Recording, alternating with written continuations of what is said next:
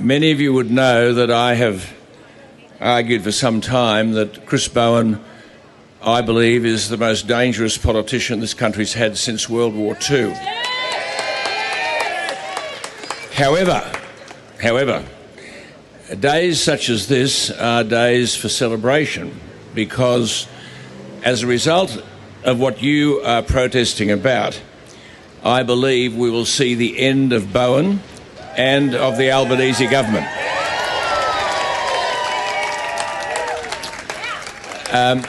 The public may not yet understand, though you do, that what they are seeking to do about energy policy in this country is not only unachievable but utterly destructive. I have called it for many years, way back when we began all this and everyone wanted to get in love with renewable energy, which is not renewable, it's unreliable. But I argued that this was a national economic suicide note, and it is.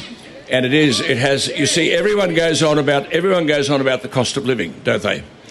Now, and they separate that from energy policy. This ridiculous net zero nonsense. Now, energy policy is one of the central components towards the difficulties we're having with cost of living.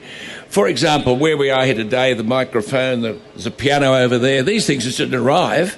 They were brought here by trucks, and the trucks were powered by energy, fossil fuel energy. Over 80% of our energy is still coming from fossil fuels, and it will not change. Renewable energy can't power this nation. Now, what we're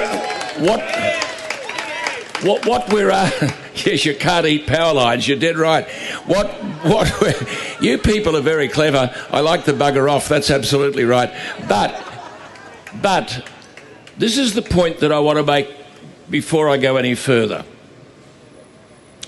The problem apparently with fossil fuels is that they emit, hence the word emissions, they emit carbon dioxide.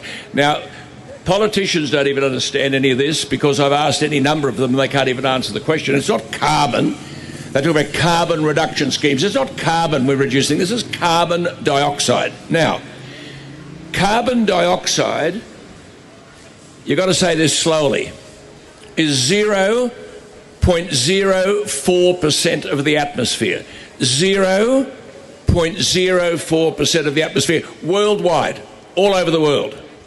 Now, of that, man-made constitutes 3% of 0.04%. Man-made carbon dioxide. The rest naturally occurs through oceans and everything else. Forget that. Man-made is 3%. Little old Australia down here, down under, is 1.3% of 3% of 0.4%. Where do you want to put the decimal point? And here they are now telling us, the mining of coal, the use of fossil fuels is going to create climate change, and the climate change will end the world. And as a result, young kids have been brainwashed in classrooms, believe all this sort of stuff, and the suicide rates are increasing. And teachers are part of all. They march for this nonsense, a march for climate change. Well, I'm telling you, Albo will have his holidays at Kirribilli House.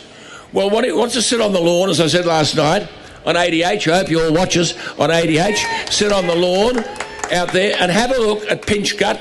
Have a look at Pinchgut Island and see that for the last 70 or 80 years, the level of the water coming and going hasn't even changed. We are the victims of yet another gigantic and enormous hoax. But the cost of this, and I've been saying this for years, the cost of this is dramatic.